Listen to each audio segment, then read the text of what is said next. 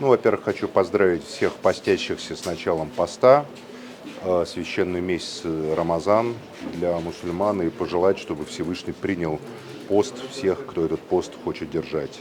Начинается пост православный тоже, поэтому, видите, в этом году у нас совпадают у христиан и у мусульман посты, и это, на мой взгляд, знак, посланный Всевышним Господом. А Татарстан является домом и для мусульман, и для христиан православных, и, слава Богу, на земле, наверное, не так много мест, подобных Татарстану, где люди живут в таком мире, согласии и с уверенностью, глядя в будущее. Что же касается того, что пожелать, я вот сегодня тут навестил одну палестинскую семью, которая женщина-татарка, мужа у нее убили, детишки, они, значит, живут, и поэтому в первый день я хочу, чтобы мы помнили о тех, кто испытывает сейчас такие горести и такие страдания, теряя своих близких, о наших братьях, палестинцах и мусульманах, и христианах в Палестине, как в Татарстане, единый один народ.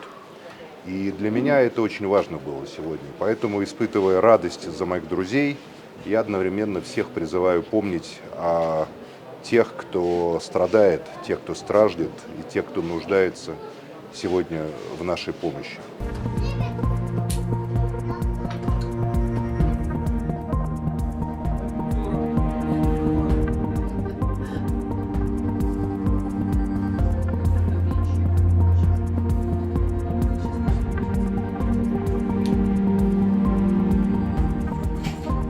У меня самое, то, что необходимо, это документы сделать детям. Вот с этим у меня, конечно, немножко трудновато. Документы есть, но нужны переводы, нужна легализация всех этих документов.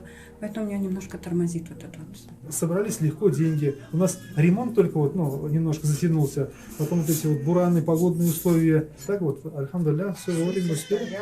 Мы сегодня с вами все вместе понимаем, как объединился народ, когда узнал о проблеме, когда узнал о событиях в Палестине и поддержал людей, которые нуждались в этой помощи. Очень большая сумма собралась в короткие сроки.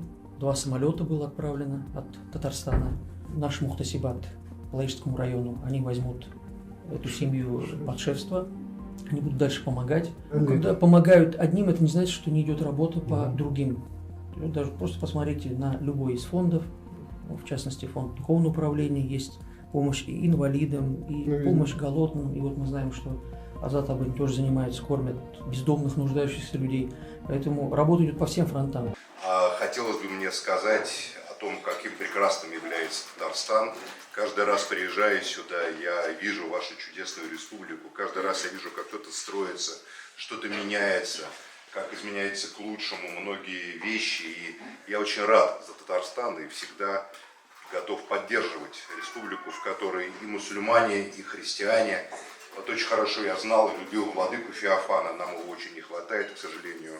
Ушел он от нас. Ну и владыка Кирилл сейчас тоже вот помогает всем находить общий язык, строить единый дом. Татарстан является образцом для всей страны. Единый дом двух ключевых государствообразующих народов, татарского народа, русского народа, других народов республики. Какая-то как модель той России, которую мы хотели бы видеть в будущем. России, в которой каждый человек, доброго сердца, добрых намерений найдет себе место и найдет себе, где применить свое усилие.